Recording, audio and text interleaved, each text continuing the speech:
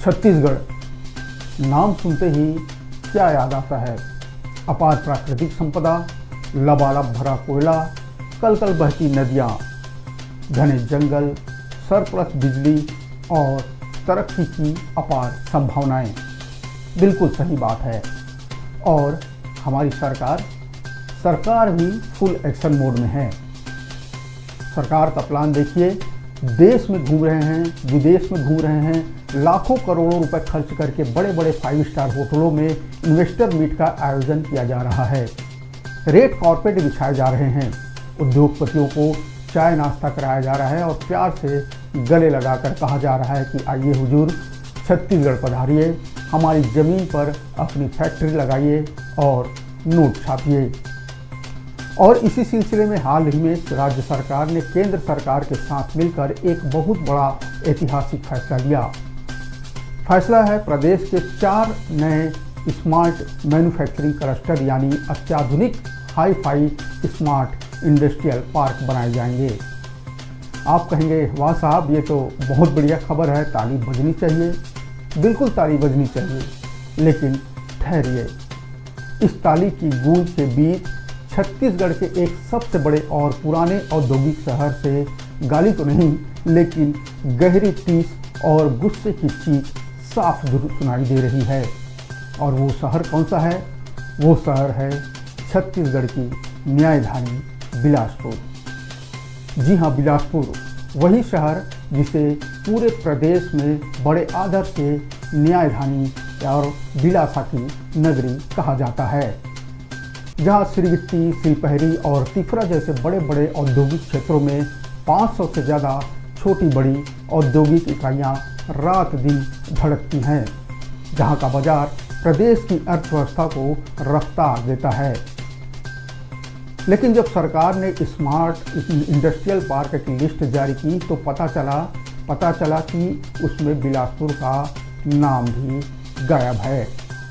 जैसे परीक्षा के ठीक 5 मिनट पहले छात्र के दिमाग से पढ़ा हुआ जवाब गायब हो जाता है, पूरी तरह साफ 0 सन्नाटा। आइए जरा आपको स्क्रीन पर दिखाते हैं कि आखिर ये 4 जो नए स्मार्ट पार्क बनाए जा रहे हैं वो कहाँ पर स्थित होंगे या कहाँ पर बनेंगे। तो पहले नंबर पे आता है राजनांदगांव का पटेवा। यहाँ पर स्पेशल मैन्युफैक्चरिंग क्लस्टर बनाए जाने की योजना है। दूसरा है धमतरी का धूम्रपाली, जहाँ मल्टी सेक्टर मैन्युफैक्चरिंग क्लस्टर बनाए जाने की प्लानिंग है। वहीं जांजगीर चांपा का सलखान में भी चमचमाता औद्योगिक पार्क बनेगा। साथ ही बस्तर का नियानार, जहां आदिवासी अंचल को औद्योगिक रफ्तार देने के लिए नया क्लस्टर बनाया जाएगा। हम यह बिल्कुल नहीं कह रहे हैं कि राजनांदगांव, धमतरी, जांजगीर या बस्तर में पार्क नहीं बनने चाहिए। अरे साहब, बस्तर में विकास होगा तो पूरा प्रदेश मुस्कुराएगा। विकास सबका होना चाहिए, लेकिन जब सवाल यह उठता है कि बिलासपुर जैसी रणनीतिक, भौगोलिक और व्यापारिक लोकेशन को लिस्ट से बाहर फेंकने की नौबत आखिर क्यों आई? क्या बिलासपुर का कसूर यह है कि वो पहले से ही थोड़ा सा विकसित है? बिलासपुर के उद्योगपतियों में इसको लेकर खासा गुस्सा देखा जा रहा है। इस अनदेखी के बाद बिलासपुर के उद्योगपति और व्यापारिक संगठनों का पारा 45 डिग्री पार कर गया है। बात करें छत्तीसगढ़ लघु एवं सहायक उद्योग संघ और जिला उद्योग संघ बिलासपुर के बड़े बड़े पदाधिकारी सीधे मैदान में उतर आए हैं। उन्होंने सीधा मुख्यमंत्री विष्णुदेव साय के नाम एक कड़ा पत्र भी लिख मारा है। सरकार की मंशा पर बड़े बड़े सवालिया निशान खड़े कर रहे हैं ये उद्योगपति। इनका तर्क है कि सीधा, स्पष्ट और सटीक तर्क ये है कि कोई 5वीं क्लास का बच्चा भी समझ जाए।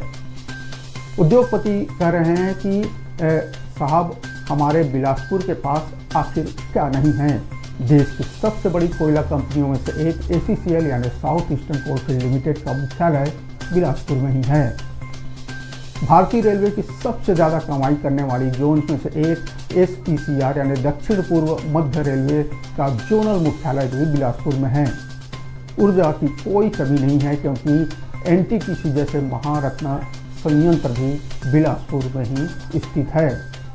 और तो और नए उद्योगों के लिए सेलर और बरतोरी जैसे इलाकों में जमीनें पहले से प्रस्तावित है। मतलब साफ है कि कच्चा माल का भंडार आपके पास है, रेलवे की कनेक्टिविटी आपके पास है, बिजली आपके पास है, भरपूर ज़मीन आपके पास है और बना बनाया औद्योगिक माहौल भी आपके पास है। उसके बावजूद उद्योग विभाग को बिलासपुर की याद क्यों नहीं आई? यह तो वही बात हो गई कि शादी का पूरा इंतजाम बिलासपुर में है, खाना बिलासपुर का पक रहा है, लेकिन दूल्हे को बारात लेकर कहीं और भेज दिया गया। सरकार हर मंच से बड़े बड़े पोस्टर लगाकर कहती है कि हमारे छत्तीसगढ़ के युवा नौकरी मांगने वाले नहीं, नौकरी देने वाले बने। उद्योगपति कह रहे हैं कि साहब हम नौकरी देने के लिए तैयार बैठे हैं, जरा हमारे प्लेट में अवसर तो परोसिए। आप तो अवसर देने के नाम पर ही हमारी प्लेट खींच ले रहे हैं। स्थानीय प्रशासन का कहना है कि यह जो 4 स्मार्ट पार्कों का निर्णय है यह उच्च स्तर यानी राज्य सरकार के लेवल पर लिया गया है। अब अगर शासन की तरफ से कोई नया निर्देश आता है या लिस्ट में संशोधन होता है तो हम तुरंत एक्शन लेंगे। सरल भाषा में कहे तो स्थानीय प्रशासन ने साफ साफ अपने हाथ खड़े कर दिए हैं और गेंद को सीधे राज्य सरकार के पाले में फेंक दिया है। यानी बिलासपुर के अफसर कह रहे हैं कि हम तो केवल फील्डिंग कर रहे हैं, कैप्टन यानी राज्य सरकार जहां से साथ मारने को कहेगा हम उधर ही भागेंगे। बिलासपुर को इस स्मार्ट लिस्ट से बाहर रखे जाने के पीछे वजह चाहे जो भी रही हो, क्या यह अफसरशाही की कोई बड़ी प्रशासनिक चूक हो गई है या फिर किसी राजनीतिक फेरबदल का नतीजा है? वजह जो भी हो, लेकिन इसका नतीजा यह हुआ कि बिलासपुर के स्थानीय उद्यमियों, व्यापारियों और वहाँ के युवाओं के मन में उपेक्षा और सौतेले व्यवहार का भाव साफ साफ घर कर गया है। बिलासपुर सिर्फ एक शहर ही नहीं, वो छत्तीसगढ़ की आर्थिक रीढ़ की हड्डी का एक मजबूत हिस्सा है। अगर आप रीढ़ की हड्डी को स्मार्ट बनाने के छोड़ देंगे तो पूरा ढांचा आखिर खड़ा कैसा रहेगा? आज हम सरकार और नीति निर्माताओं के सामने कुछ सीधे और तीखे सवाल छोड़े जा रहे हैं। पहला सवाल है, क्या बिलासपुर के उद्योगपतियों के इस उग्र आंदोलन, विरोध और चिट्ठी पत्री के बाद राज्य सरकार अपनी चयन सूची पर दोबारा विचार करेगी? दूसरा सवाल, क्या बिलासपुर को स्मार्ट इंडस्ट्रियल पार्क की इस दौड़ में उसका छीना लिया गया हक वापस मिलेगा?